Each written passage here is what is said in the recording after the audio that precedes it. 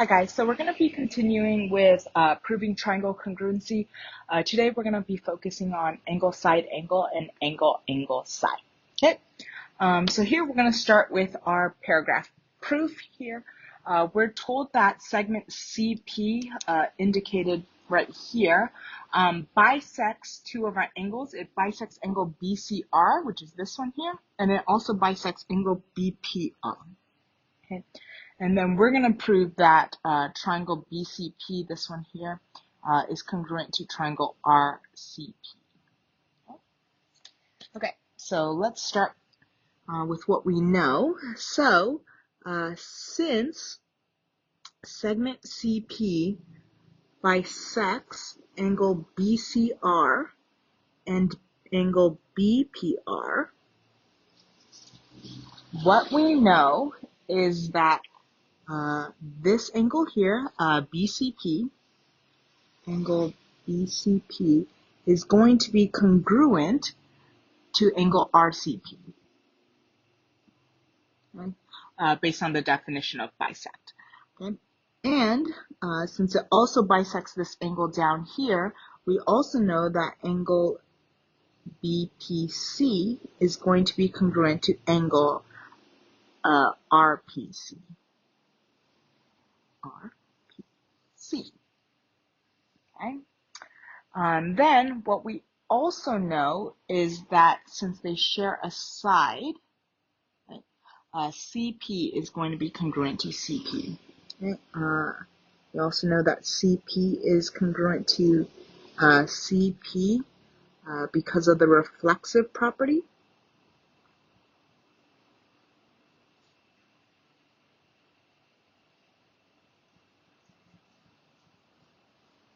And as a result, because of all that, now with angle side angle, right? So we have this angle, and then the side in between. So angle side angle. So by our angle side angle congruence postulate, we know that triangle BCP is congruent to triangle RCP. And there you go. Okay, so why don't you try CYP1 on your own and then come check your answer when you're done. Okay, so it is given that angle CAD is congruent to angle BDA, indicated here with my pink arcs. Okay. And we know that angle CDA is congruent to angle BAD, indicated by the blue marks. Okay. These two triangles, it might be hard to kind of see them. One of them is here, the other one's here. Sometimes in cases like this, it might help to kind of separate them to see it a little bit better.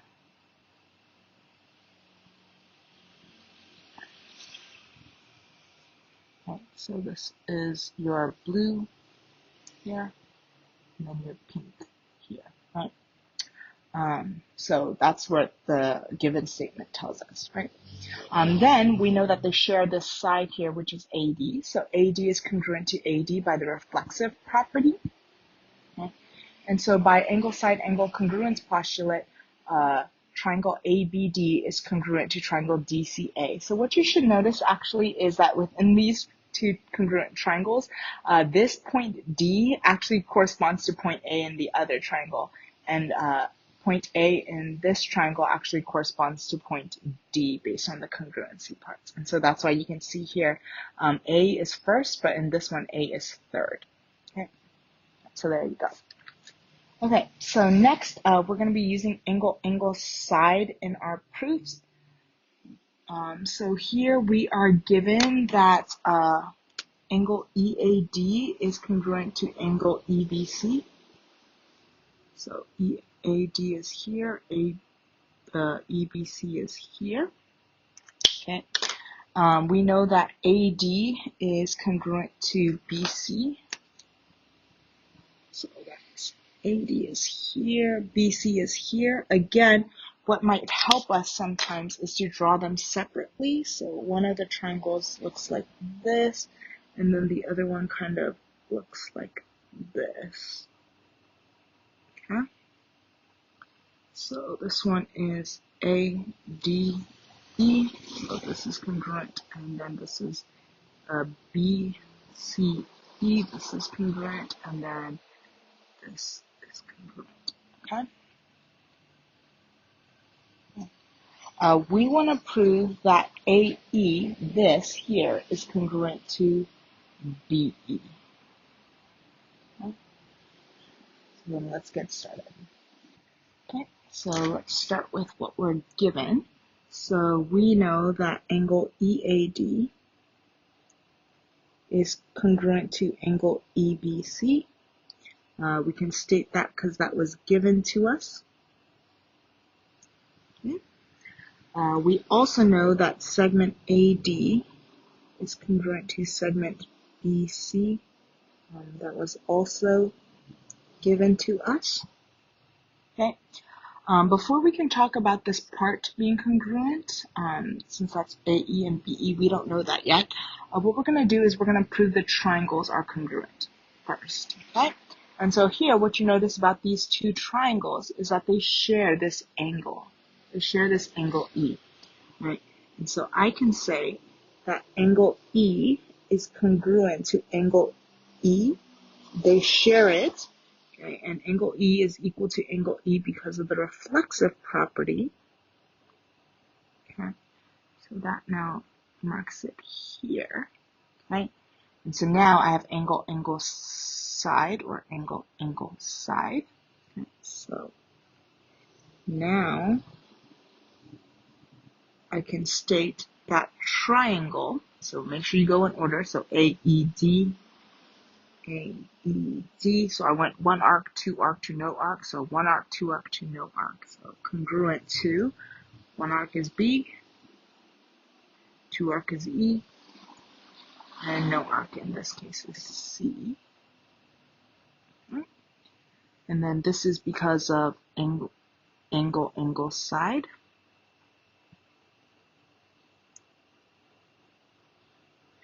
Congruence theorem.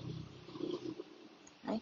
And after I can prove that triangles are congruent, I can talk about their parts being congruent. Okay, so from here then, I can now say that AE is congruent to BE.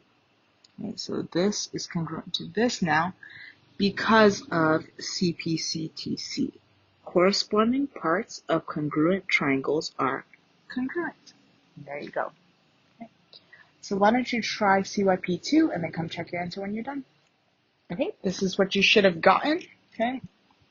So first, segment RQ is congruent to segment ST here. I know that because that was given to me.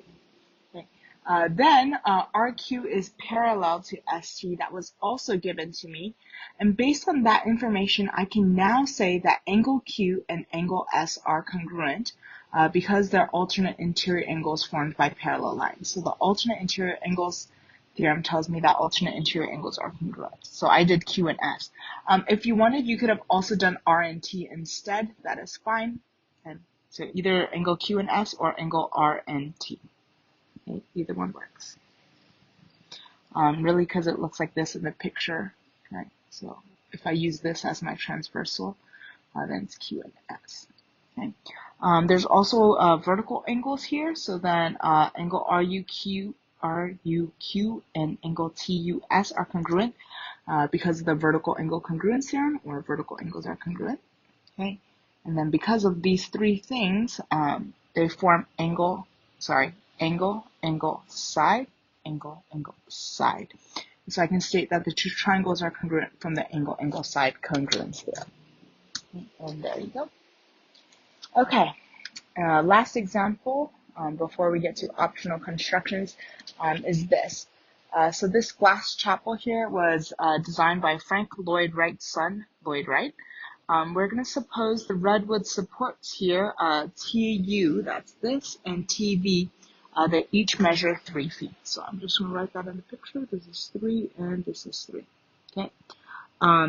TY, which is this, is 1.6 feet. Okay. And then measure of angle U and measure of angle V are 31. So this is 31 degrees and this is 31 degrees. Okay.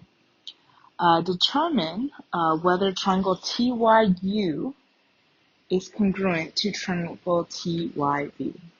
Okay, so here, what we end up having is angle side-side or side-side angle, right? Because it's side-side and angle. Okay, and so we don't have enough information for that, so we can't determine whether or not these triangles are congruent. We cannot determine that triangle TYU is congruent to triangle TYV because there is no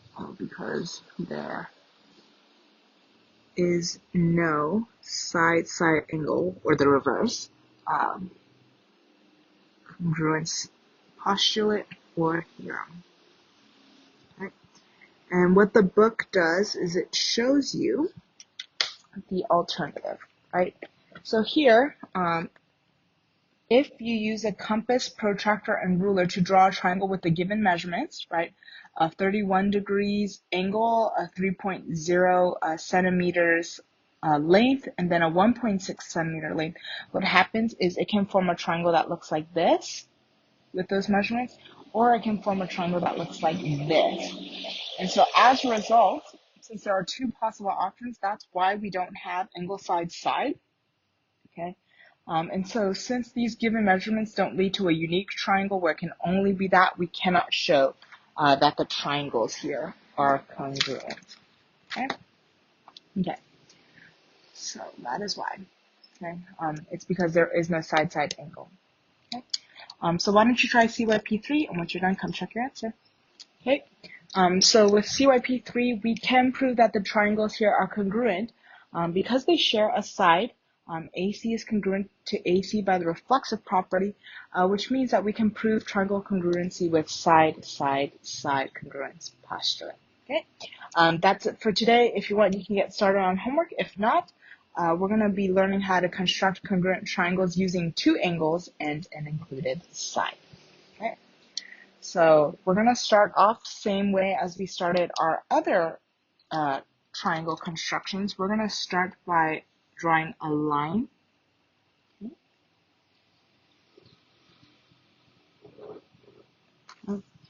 I'm going to just label this as A, B, and C. Okay, so what we're going to do is I'm going to first mark A. Okay. Then I'm going to use my compass to measure how far A and B is. That's going to be my included side here. Okay. So pointing end at A. Pencil part at B. Okay. Then moving to my new A and making my mark. And that's where the new B is going to be. Okay. Now, since we're going to do it by copying two angles, okay, so we already got the middle side. Now, what I'm going to do is I'm going to copy angle A and copy angle B. Okay, so remember to copy angles first. You're going to start at the vertex of the angle. Okay, and then you're going to cross it twice on both sides of your angle. Okay. So now I'm going to move to my new B, and I'm going to make that same type of marking here. Okay. Oop. Perfect. Okay. Then I'm going to measure how far these markings are from each other. So this, I'm going to make it a little bit bigger here. Okay. Then I'm going to move to my intersection here with this line and make that. Okay. And so now I've copied that angle here. Okay. So from B through this intersection is where this line is.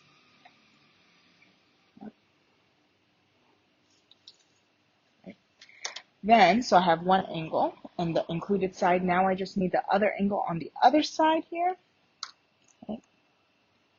So I'm going to do the same thing. I'm going to cross, starting at the vertex of the angle I want to copy, I'm going to cross both sides of it. So I'm going to do this. Okay. So make sure you keep your markings all together. Okay, then from A here, I'm going to make my markings again. Okay. Then I'm going to measure how far this intersection and this intersection is. So adjust my compass. Okay. Then moving to that intersection in the replica, I'm going to make the marking. Okay. So now I'm going to get to this angle here. And then wherever it touches the other side, that's mine. And there you go. Okay. And so this here is that triangle. Okay, I'm going to do it one more time. Okay, so this will be D, E, F. Okay, so again, starting off with that included side that I want. Okay, so I'm going to make my line. Let's do blue this time.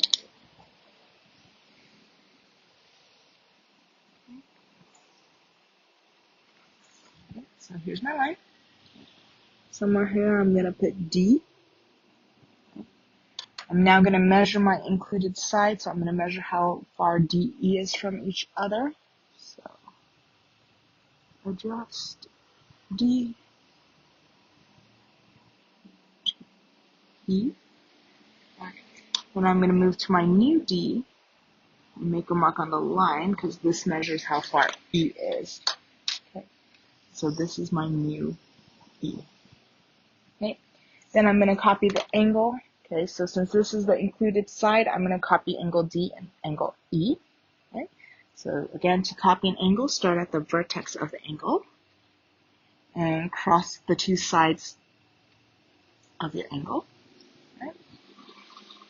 Then, after I crossed it, I'm going to move to the new E and keeping my thing the same. Okay. Then I'm going to measure how far those intersections are on the side. Okay. And then mimic it here. Okay. So this gives me, so F is going to be somewhere along this line.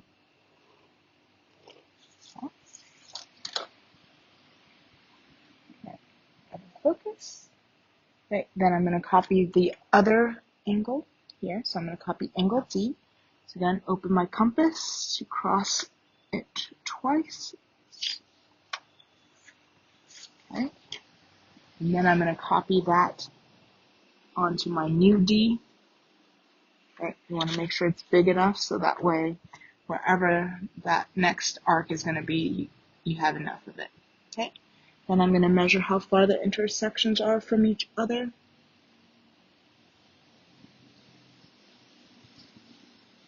And then go to where the intersection is here and cross. Okay. And so now wherever this line touches the next line, that's going to be where F is. And there you go. And so here is the new DEF. Okay. That's it for today. Have a great rest of the day. Bye, guys.